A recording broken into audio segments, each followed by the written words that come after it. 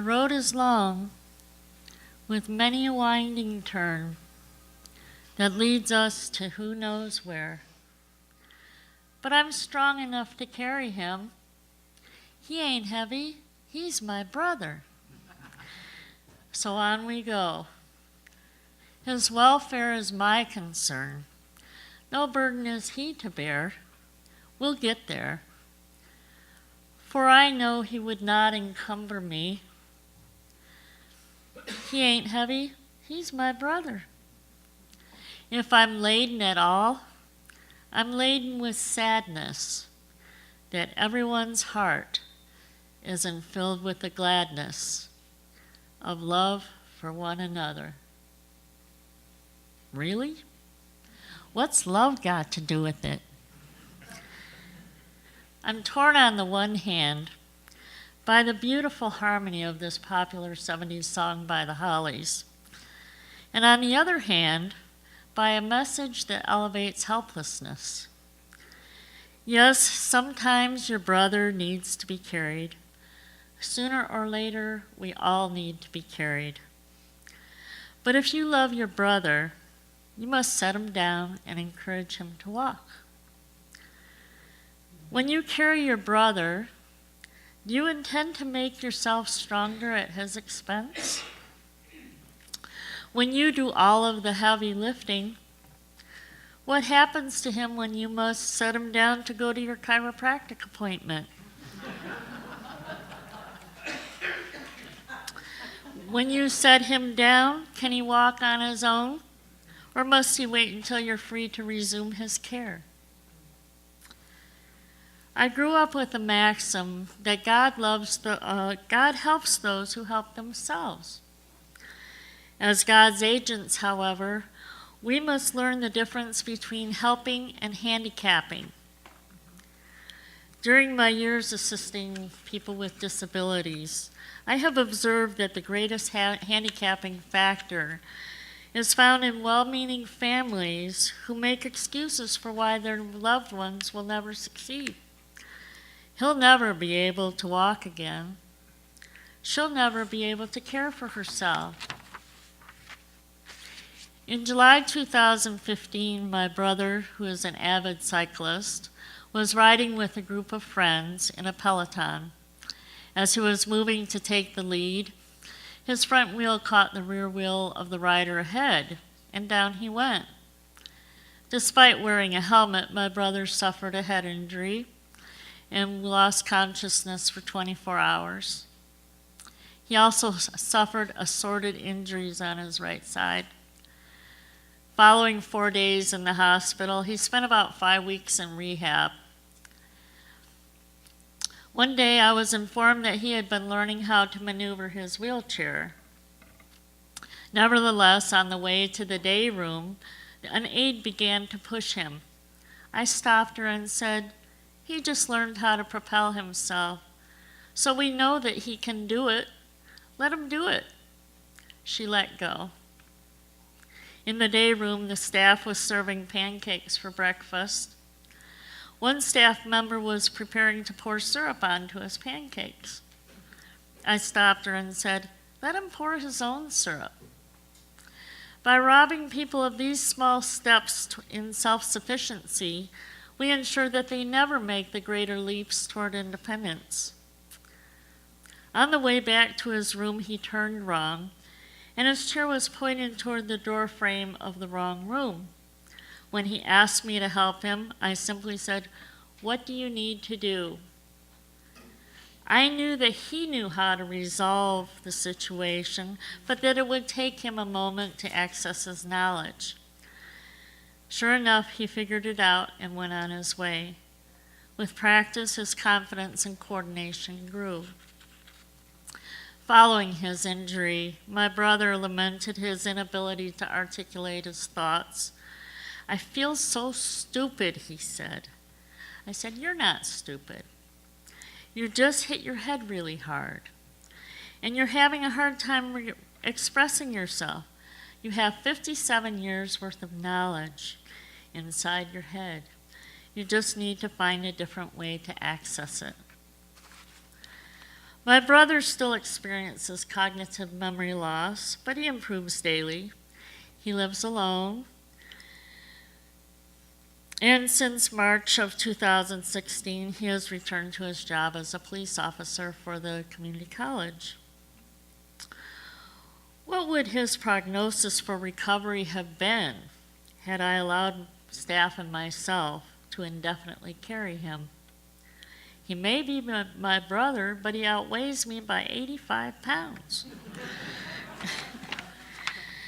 There is no question that recovery is a painful, difficult process. When the weight of the world sits upon our shoulders and makes our steps difficult, who does not long for the weightlessness of space? Yes, for a moment, weightlessness would be divine, but as a lifestyle choice, it's debilitating. With prolonged space travel, muscles atrophy and bones lose density. Heart muscles lose mass and become more spherical. The best antidote for bone loss is gravity through weight-bearing activity. 3 years ago, while at work, I was hit by a forklift and sustained a hip fracture and 3 pelvic fractures.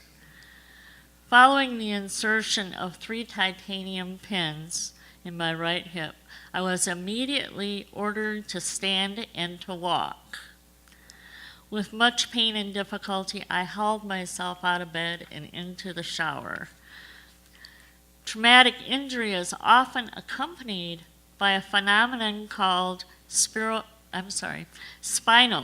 paralysis.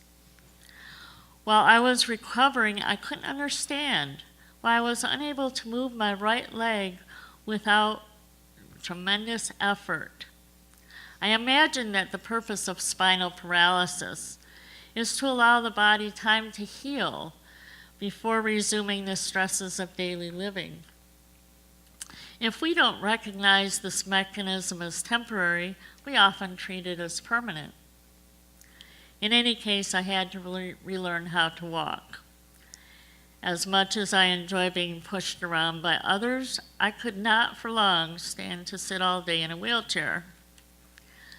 A large part of my incentive had to do with the 18 steps to my second-floor apartment.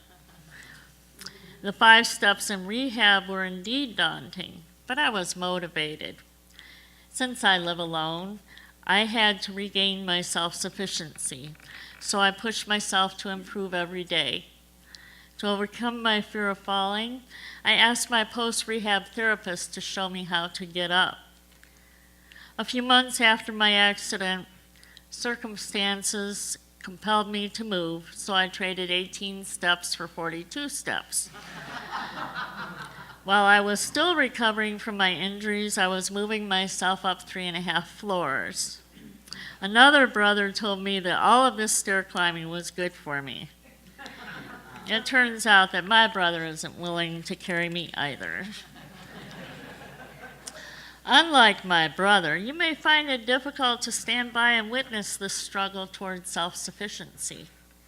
However, if your brother is to fulfill his purpose on earth, stand by you must. This doesn't mean that you can't assist now and then. Wouldn't you know? A little boy asked his teacher to help him to pull on his boots. After much pushing and pulling, they managed to get both boots on.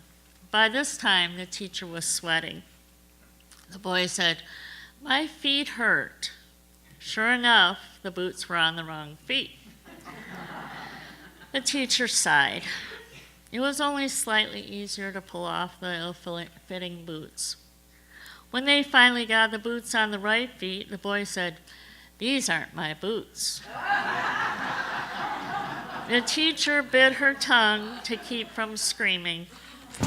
Once again, they struggled to pull off the boots. The boy then said, "These are my brother's boots. My mom made me wear them." Beside herself, the teacher didn't know whether to laugh or to cry. When they finally managed to get the boy's boots back on, the teacher then asked, "Okay, now, where are your mittens? Rolling his eyes, the boy said, "In my boots."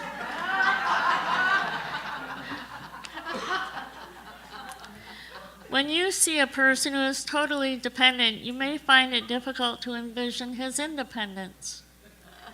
Working in a facility for residents with brain injuries, I was asked to assist a man who has spent his days in a wheelchair. I observed that although Bob has 2 functional arms, he is accustomed to being pushed around by staff. In fact, Bob's mannerisms over time have become rather infantile. He carries a small doll and speaks with an overlay of baby talk. At dinner time, I had Bob propel himself down the sidewalk to the dining hall.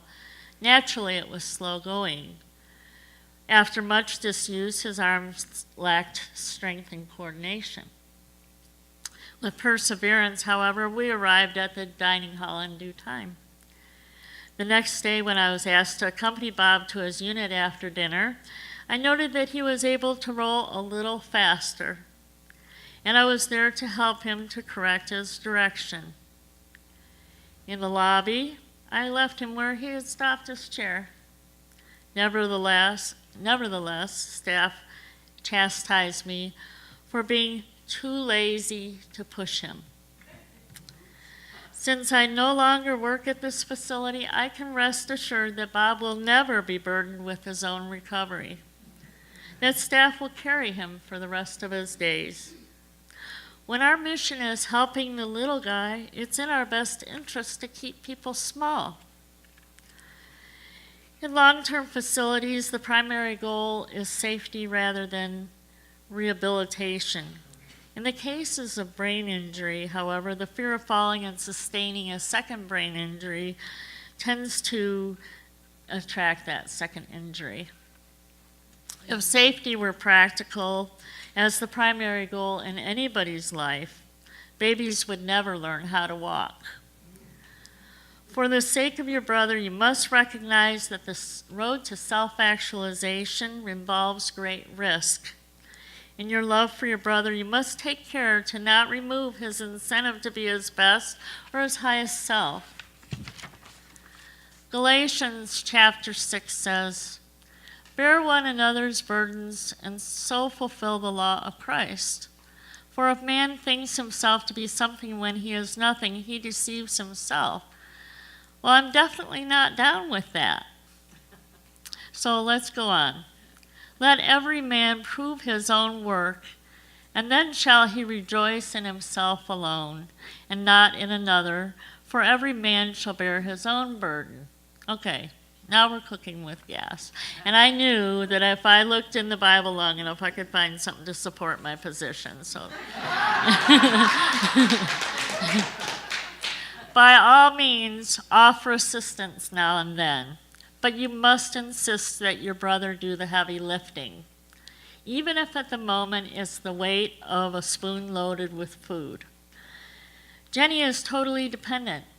She communicates with hand gestures and vocalizations.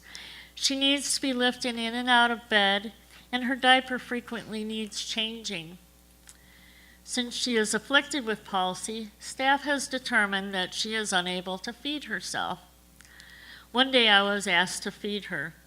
However, on a hunch, I loaded her spoon with pureed food and put it into her hand. Sure enough, Jenny's hand shook as she put the spoon into her mouth without spilling. Likewise, I put water into her spoon. Although a few drops landed on her bib, most of the water went into her mouth.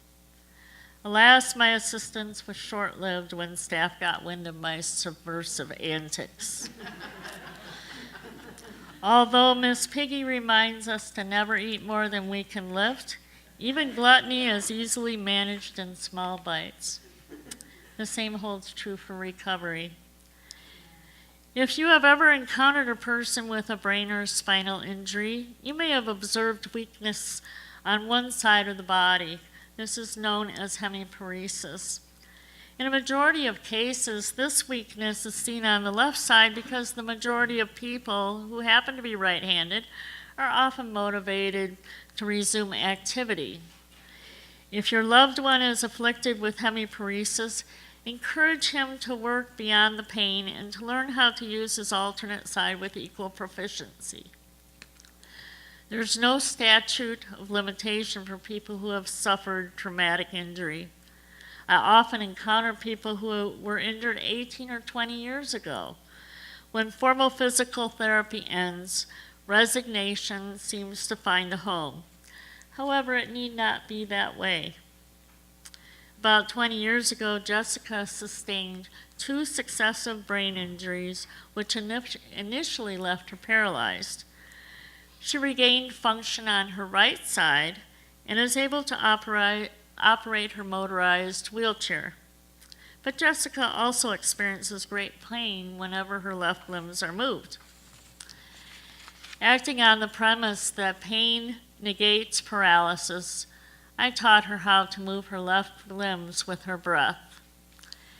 As she sat in the shower, I had Jessica use her right hand to place the handle of the bath brush in her curled left hand and to apply soap. That simple gesture of self-care was the first time in 20 years that she had used her left hand for any task. She was understandably over the moon with possibility. So I ask you again, what's love got to do with it? How do you define your love for your brother? Well, for me, love is setting down my brother on the road and encouraging him to walk with me. Love is telling my whiny, rebellious brother to move his raggedy ass. Love is never having to say I'm sorry for pushing him toward independence. Love is allowing him to set the pace until he can walk in strength and confidence on his own. Love is believing that with God all things are possible. And finally, love is letting go and letting God help my brother with the heavy lifting. So it is.